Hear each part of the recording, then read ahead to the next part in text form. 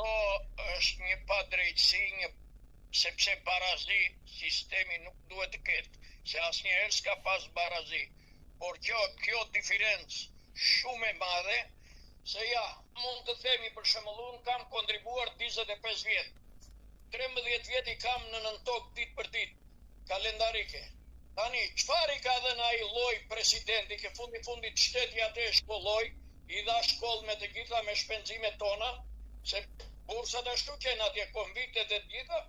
Çfarë i ka dhënë ai lloj presidenti i vendit më shumë nga ne, që të ketë atë diferencë, sepse pensioni i një deputeti është bara me 28 pensionet të mesme. Që del një deputet në pension. Kjo është një diferencim, sepse ata e kanë kështu, thonë, lala kros, vetë shkruaj, vetë bulos. Ngrihet tani edhe partije që atje kur e bëri atë indeksimin e pensioneve të rrogave, kryeministri e bëri për atë presionin që i bërën gjyqtarët dhe ju dha një 2.5% në rroga, po 2.5% në 3.000 euro e lartë që e kanë ata rrogën, është një shumë e madhe. Ma do mendja që në 3.000 euro se kam bërë llogari, po në 3.000 euro 2.5% që është gati sa pensioni tim. Kështu që vetëm shtesa që jep ti bonusin atyre. Dhe ne na dha me kritere të veçanta na 18.000 lekë në vit shtesë. Prandaj ne nuk donim këto indeksimet, këto budallëqe që bën ai, ne donim shtet pensioni. Edhe kur bën indeksimin, ai bën bilancin e vitit në muaj mars, mbaron bilanci.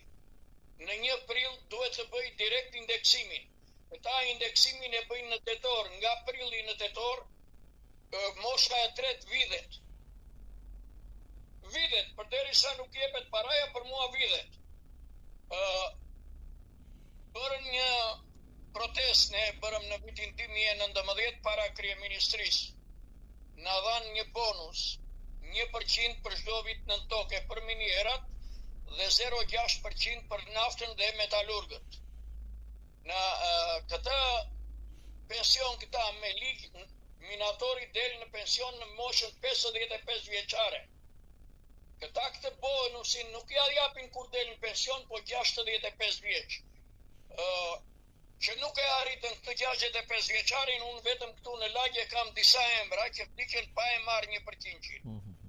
Sepse vdiqen 64, njëri biles